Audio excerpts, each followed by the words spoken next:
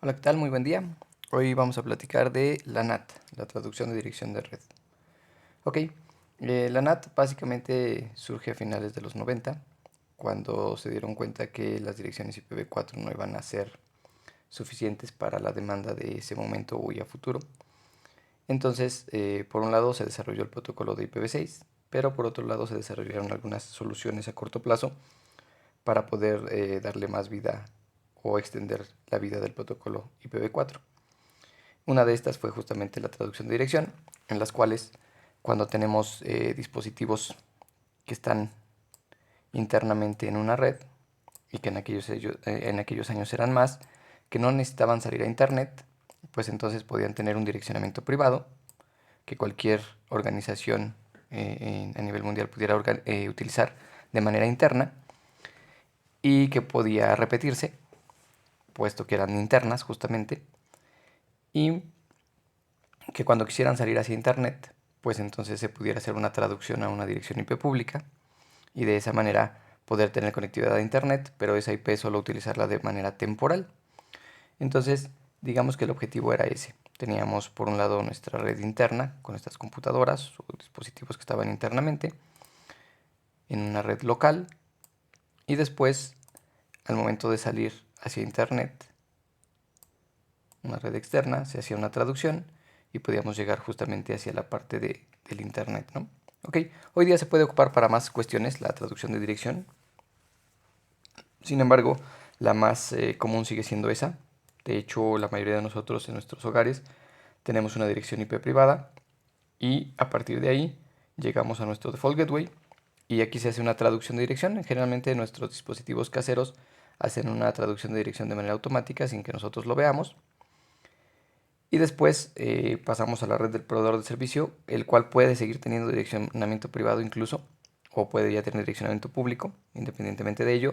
Y después de pasar por esa red del proveedor de servicio, salimos hacia Internet y ya en Internet ahí sí ya forzosamente tenemos una dirección IP pública. Es muy probable que nosotros en casa compartamos esta IP con otros vecinos o con otros abonados de nuestro proveedor de servicio. Sin embargo, ya cuando salimos a internet, pues esa IP es la, digamos, la única y se diferencia generalmente a través de puertos. Hoy vamos a ver la primera opción, que era justamente la NAT dinámica, como surgió originalmente.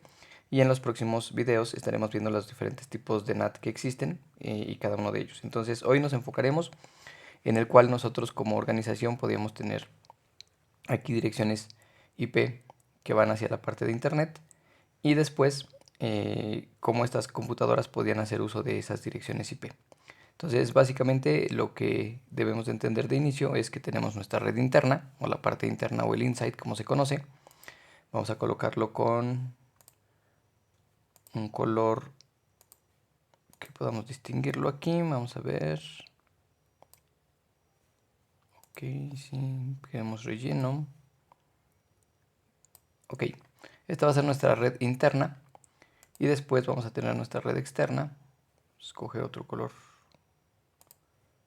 algo que se note un poco más, tal vez un azul. Y aquí vamos a tener lo que sería nuestra red externa. Mover un poco esto para... Ok, ahora sí. Aquí tendríamos nuestra red externa. Entonces lo primero es eso, identificar nuestra parte interna o inside. Y después identificar lo que sería nuestra parte externa.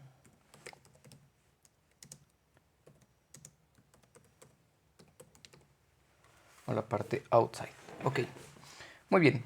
El punto de referencia va a ser el equipo en el cual se configure la NAT justamente. En este caso la NAT va a configurarse en este ruteador. Y entonces vamos a tener que una red interna y una red externa. Entonces, como dijimos, vamos a imaginar que aquí tenemos justamente direccionamiento privado. ¿Cuáles son los segmentos de direccionamiento privado? Los que se definen justamente en la parte de que se dejaron para direccionamiento privado. En las redes tipo A se dejó el 10.0.0.0 diagonal 8, es decir que todo lo que empieza con 10 en el primer octeto es una dirección IP privada de versión 4. Después viene la en el segmento B se dejó el 172.16.00 diagonal 12. Es decir que empieza desde el 172.16 y abarca hasta el 172.31.255.255. Y por último, la más común y que seguramente la mayoría de nosotros tenemos en nuestros hogares cuando nos conectamos y si ponemos atención e investigamos la dirección IP que tenemos internamente, seguramente tenemos asignada una de este tipo que empieza con 192.168.0.0. Aquí ya puede variar el punto 1, punto 2, en fin, y esta es diagonal 16. Es decir que todas las direcciones que empiezan con 192.168 también van a ser privadas. Muy bien, bueno, las colocamos aquí como referencia, justamente para que podamos tenerlas a la mano. Ok, aquí vamos a escoger justamente dentro de este segmento una 192.168. Vamos a pensar que es la 100, por ejemplo, 192.168.100.0 diagonal 24, que es normalmente como nos lo asigna nuestro equipo, ¿no? Ok. Y entonces aquí vamos a tener justamente un pool de direcciones. Pensemos como igual en aquellos años, nosotros vamos a tener un pool de direcciones. Vamos a pensar en unas 4 direcciones IP públicas que vamos a tener para conectarnos hacia el mundo exterior. Vamos a pensar en una 209.165.200.0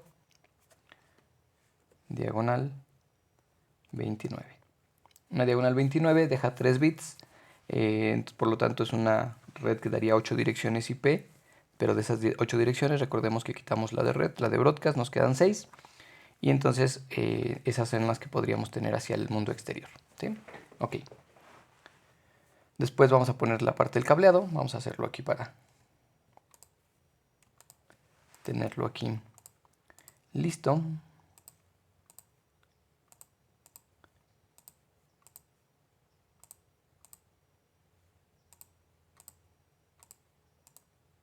Vamos a coger la Gigabit Ethernet 00 de este ruteador. Y vamos a colocarle aquí, de hecho, el nombre vamos a ponerle como NAT, para saber que es nuestro ruteador que está haciendo en este caso la traducción de direcciones. Ok, entonces dijimos que cuando estos dispositivos estén conectados de manera interna, se van a comunicar entre ellos sin mayor inconveniente, ¿no? Vamos a ponerles direcciones IP dentro de ese segmento. Es más, vamos a ponerlo con DHCP desde el ruteador. Vamos a ponerlo aquí para que no importa cuántas tengamos.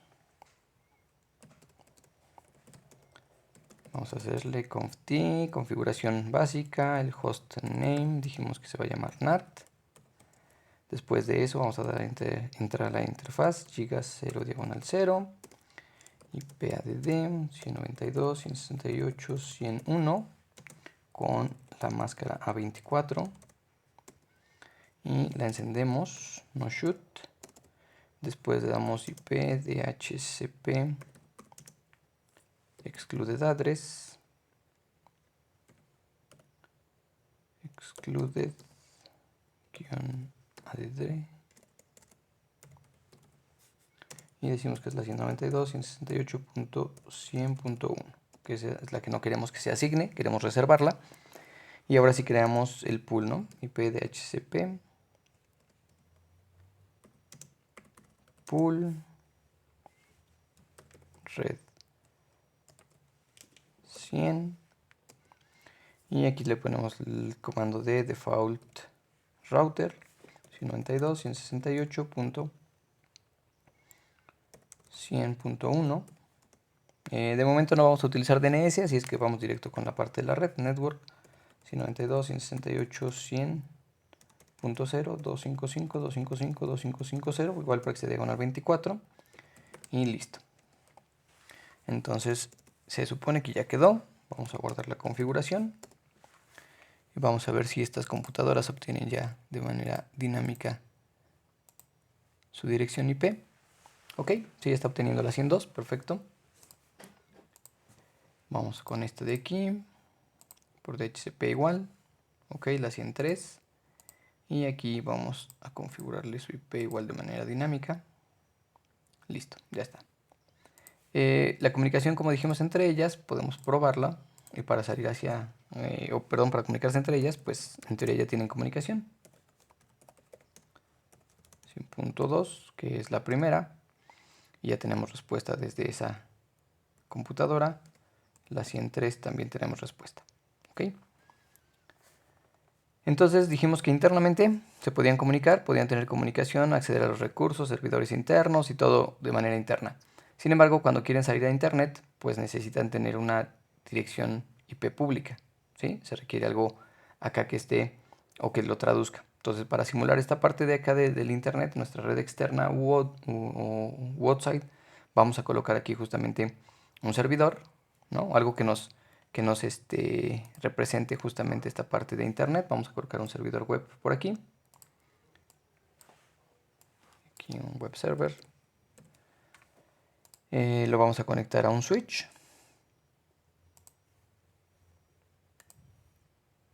Esto simplemente es para simular algo que está allá afuera, que generalmente es internet. Y vamos a colocar igual un ruteador que represente nuestro internet, ¿sí? Entonces ya está aquí. Aquí vamos a poner internet. Y vamos a colocarle aquí las conexiones. Vamos a colocarlo acá. Vamos a colocarlo por aquí. Y necesitamos una conexión entre ellos. Vamos a colocar la giga 01 entre ellos. ¿Sí? De acuerdo, ya está.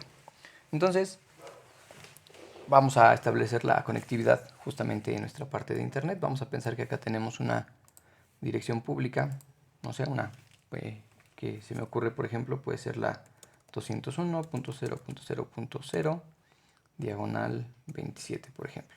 Entonces el default gateway va a ser el ruteador de internet y nuestro servidor va a tener una red, una IP dentro de esa red. Vamos a colocarle aquí una IP dentro de esa red. Dice que es de la 201.0.0.2. Vamos a colocarle máscara de subred. Como dijimos que es diagonal 27, aquí tendrá que ser 224. Luego aquí el default gateway va a ser este 201, pero la número 1. Control C, Control V. Ya está. Y de momento no tenemos servidor DNS. Vamos a llegar por IP. Nuestro objetivo el día de hoy es simplemente mostrar cómo se traduce esa dirección entre la parte interna y la parte externa. Ok, ya está. Y vamos a colocarle ahora la dirección IP aquí. Vamos a decirle no. Vamos a configurar el hostname internet y luego interface giga 0 diagonal 0 IP add 201.0.0.1 255.255.255.224 porque dijimos que era diagonal 27 y encendemos la interfaz. Salimos de esa interfaz y lo que queremos configurar ahora es la conectividad entre mi servidor NAT e internet. Vamos a escoger aquí otra dirección IP que sea por ejemplo la 202. ¿Sí? Voy a colocarla aquí con una etiqueta para ponerle aquí la 202.0.0 diagonal 30 para que veamos que es un enlace solo con dos direcciones IP posibles. Entonces vamos a hacerlo aquí. Interface giga 0 diagonal 1. Le ponemos IP add 201.0.0 es la 202, ok. 0.0.1 255 255 255 252 para que sea diagonal 30. No shoot, ok. Y ya está levantado de este lado. Voy ahora a configurarlo del lado izquierdo. Interfaz giga 0 diagonal 1 IP add 202.0.0.2 255 255 255 252 y no shoot. Listo, ya quedó. Entonces el enlace ya está listo. Ya está esta parte y ya está aquí el servidor web, ¿no? Ok, lo primero que vamos a hacer es, en el caso de este servidor, perdón, este ruteador, le voy a colocar una ruta por default, ya que es la salida o tendría la salida por default hacia el ruteador que está en la derecha. Recordemos que es internet y normalmente tenemos una salida por default hacia nuestro proveedor de servicio. Así es de que vamos a colocarle aquí una ruta, hiperroot, y que vaya hacia la 202.0.0.1, que es la dirección IP. Listo, él ya tiene esa ruta, ¿no? Ok, no podemos agregarle una ruta a internet que vaya hacia la 192.168 porque recordemos que este es un direccionamiento privado y las reglas son que no se puede enrutar en internet direccionamiento privado. Cualquier organización lo puede usar, pero solo internamente.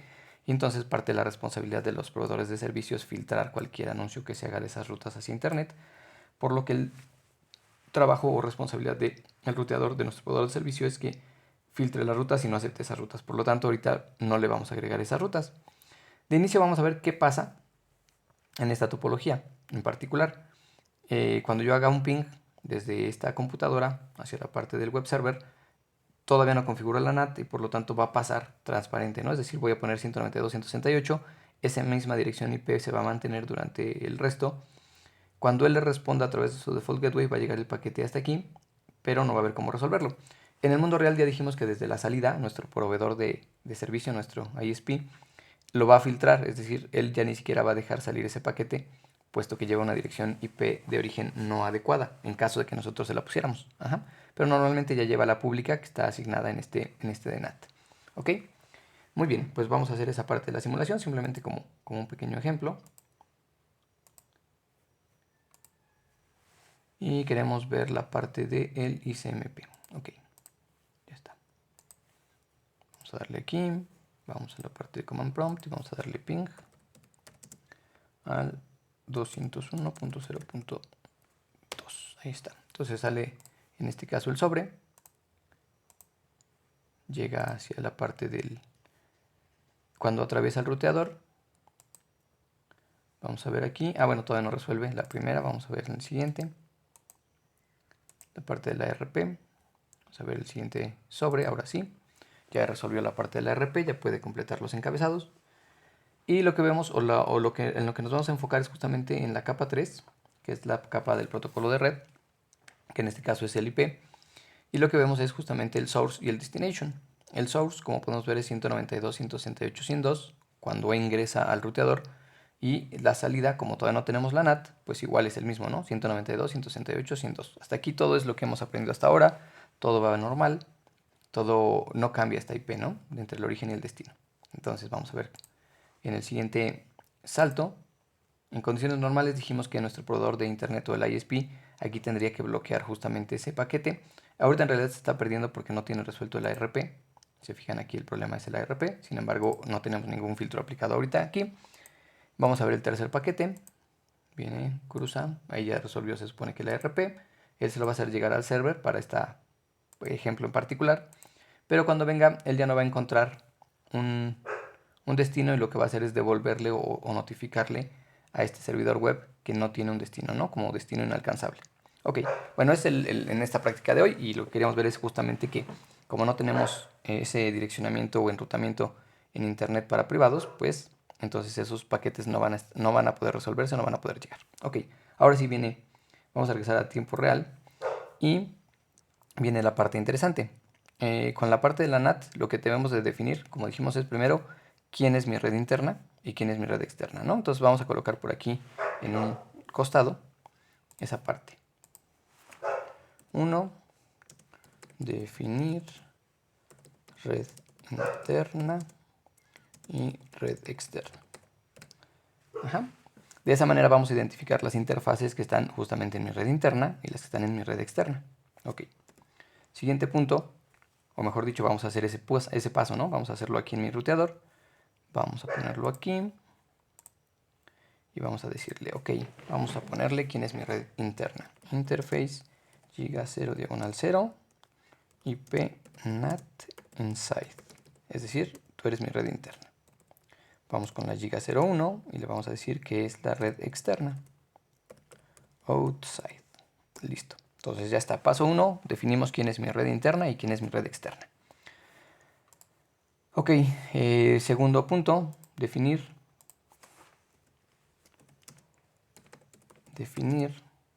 el rango de direcciones IP que accederán a la traducción. Ok, definir el rango de direcciones IP que accederán a la traducción. ¿Cómo hacemos esto? Esto lo hacemos a través de una lista de control de acceso. que nos sirve justamente para clasificar el tráfico en muchas ocasiones. Y en este caso vamos a definir esa parte, ¿no? Entonces vamos aquí. Para este caso nuestra red justamente es esta, 192.168.100 para este ejemplo. Entonces vamos a darle clic en Exit. Y le damos IP, Access List, estándar. Como solo queremos filtrar en base a la dirección IP de origen, pues un estándar es suficiente. Internet-Access. Ahí está. O acceso a Internet podríamos ponerle también, ¿no? Access List estándar, Internet Access. Ok, y aquí dentro le damos Permit. En este caso 192.168. La red que colocamos, que es la 100. 0. Y con la wildcard para poder comparar los primeros 24 bits. Y los últimos 8 en realidad no nos interesan. Entonces quedaría de esta manera la wildcard. Listo. Ya está. Entonces ya tenemos el paso 2, que es justamente definir la red interna, la red externa, definir el rango de direcciones IP. Lo siguiente es definir, vamos a colocarle 3, el rango de direcciones IP públicas para este ejemplo, porque recordemos que hoy día se puede ocupar incluso de traducir de una privada a otra privada, ¿sí? Pero originalmente dijimos que surgió justamente para traducir de IP privadas a IP públicas, por eso estamos colocando aquí definir el rango de direcciones IP públicas a usar. Estas direcciones IP públicas normalmente nosotros las pagamos o nosotros pagamos la renta de esas o el uso de esas IP públicas a nuestro proveedor de servicio, o si somos una organización más grande, pues igual y las tenemos directamente desde nuestro registro regional, que en el caso de Latinoamérica puede ser LACNIC, y entonces generalmente se paga una renta por el uso de esas direcciones IP públicas. Cuando las dejamos de utilizar, pues entonces ya dejamos de pagar esa renta. Ok. Aquí vamos a poner el ejemplo, dijimos que era esta 209.165.200.0029, entonces vamos a colocarla con un pool. Eso se define aquí, IP, NAT, pool, luego nos pregunta el nombre, cómo le quedamos por el nombre, vamos a ponerle internet, guión pool, después nos dice, ok, cuál es la dirección IP de origen, o la primera, ¿no? ¿Cuál va a ser la primera del rango? Tenemos que es la 209.165.200, de acuerdo a lo que pusimos aquí, ajá. Podríamos colocarla punto 0, pero recordemos que es la dirección de red, entonces vamos a empezar en la punto 1. Y luego nos dice, ok, ¿cuál es la dirección IP final? Pues sería la 209.165.200. La última sería la 7, pero es de broadcast, entonces dejémoslo en la 6. De la 201 a la 206. Y después nos dice, ok, sigue netmask, la palabra tal cual, netmask. Voy a agrandar un poco esta ventana para que se vea el comando completo. Y después del netmask nos pide justamente eso, o sea, cuál es la máscara de esa red, 255.255.255.248, que te dijimos que es diagonal 29. Y listo, eso es lo que nos pide, ¿sale? Entonces el siguiente parámetro es este, IP NAT pool, internet pool, 209.165, la primera dirección IP, la última dirección IP y la máscara adecuada, ¿sale? Entonces es importante poner atención en dos cosas, cómo se llama nuestra access list y cómo se llama nuestro pool. ¿Sí? Ok, listo. Entonces vamos ahora sí a la parte o al siguiente punto. Entonces, el punto 4, que sería crear la relación entre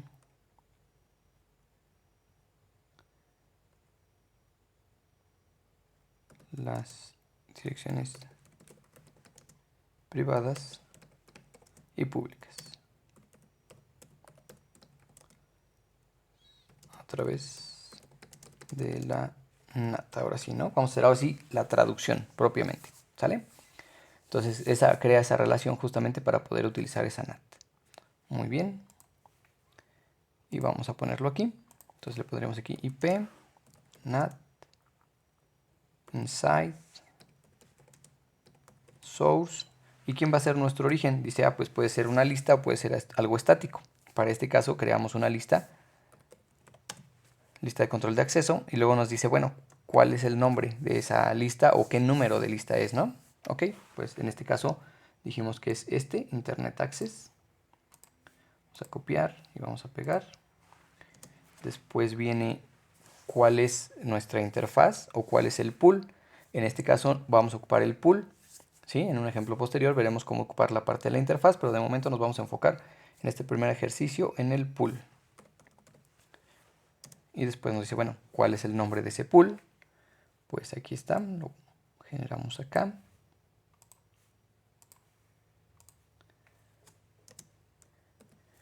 Y después nos pregunta si queremos utilizar la palabra overload o directo. Overload tiene que ver con el Port Address Translation, que es la traducción de puerto. Para este ejemplo en particular no lo vamos a ocupar el CR tal cual, así, directo. Entonces, lo que nos permite el overload es que una misma IP se pueda reutilizar muchas veces, nada más llevando el registro del número de puerto, pero ese es ejemplo que vamos a ver a futuro. Ok, listo, Internet Pool, y ya quedó. Eso quiere decir que ya está mi traducción. Lo único que me falta para tener este ejercicio completo es que de alguna manera Internet debe de conocer esta red, ¿sí? Este 209.200. Entonces vamos a poner una ruta estática para que lo conozca y pueda regresar el tráfico hacia esa red pública.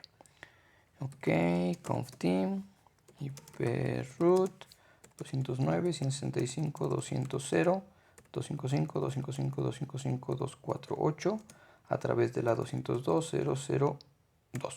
Ok, parece ser que ya quedó. 209.165.200. Ajá, 209.165.200, perfecto.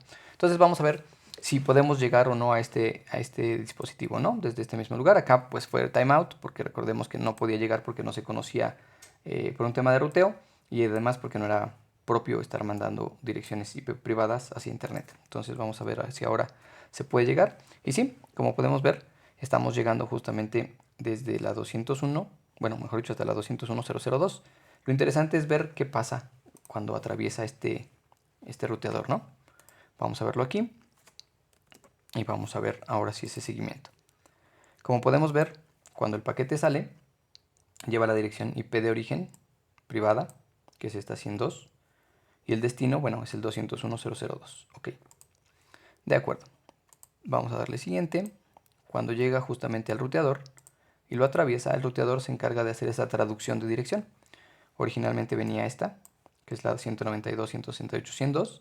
Sin embargo, una vez que lo atraviesa y se aplica la NAT, ahora dice que su dirección IP de origen es la 209.165.201. Se fijan, hizo el cambio, entonces esta ya es pública. Quiere decir que cuando el ruteador procese el paquete, él va a decir, pues viene desde la 209.165.201. ¿Sí? Entonces para él viene desde esa IP. Va a llegar a nuestro servidor y el servidor va a recibir la petición desde la 209.165.201 y le va a responder a esa 209.165.201. Si se fijan, aquí es donde se invierte el asunto, porque es lo normal en una comunicación. Lo que era el destino ahora se convierte en el origen, porque va de regreso el paquete o la respuesta. Entonces dice, bueno, pues el origen es el 201.002, el 209.165.201 es la parte del destino, y entonces podemos tener justamente esa opción. Ok, muy bien. Vamos acá. Después de este punto, siguiente, vamos a ver qué pasa con este ruteador. Este ruteador, pues evidentemente va a tratar de buscar el destino, que es el 209.165.201. Le pusimos una ruta estática que apunta justamente hacia nuestro servidor, a nuestro ruteador NAT, perdón. Y aquí en el ruteador NAT, él mantiene una tablita en la cual dice, pues yo sé que le asigné de manera temporal esa IP pública a esta computadora, y entonces lo que venga destinado hacia la 209.165.201, yo sé que se lo tengo que enviar a la 192.168.102, y entonces hago el cambio ahora en la parte del destino, la IP de destino, para que pueda llegarle ese paquete. Y es así como funciona la NAT. Él se pone ahí y tiene esas tablitas. Ok, aquí vienen otros conceptos que podemos ver en la tabla de la NAT. Vamos aquí a ir a tiempo real. Y aquí vamos a darle un do show IP NAT translations para que nos muestre las traducciones que ha hecho hasta el momento. Vienen algunos conceptos. Si se fijan, viene inside global, inside local, outside local y outside global. Lo interesante para nuestro caso, de momento, ya que estamos haciendo la traducción de nuestra parte interna hacia la parte externa, son estos conceptos. Inside se refiere a dónde se encuentra el dispositivo. Si se acuerdan, aquí colocamos inside o mi red interna y externa outside. Es decir, desde la perspectiva de este ruteador que está haciendo la NAT, su red interna o la parte inside, el dispositivo inside o que está en la parte interna, son estas computadoras que están aquí. Es decir, a eso se refiere la parte de inside. Y luego la parte de outside, en este caso, se refiere justamente a quien está afuera. En este caso el servidor está en la parte externa, outside. Lo siguiente aquí viene con la parte de global o la parte de local.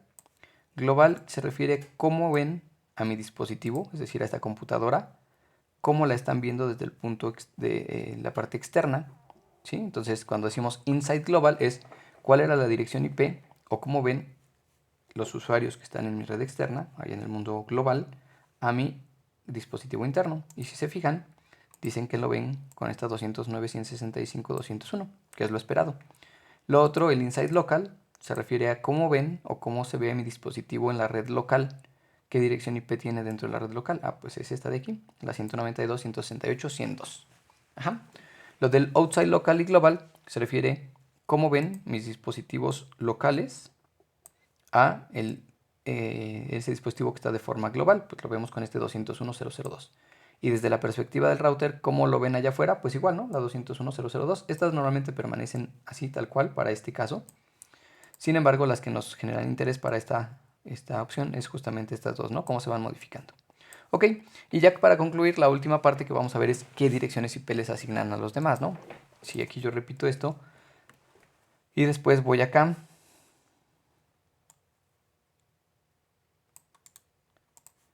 a estas computadoras en el command prompt y le damos aquí pegar y voy a esta otra última computadora y le doy aquí pegar.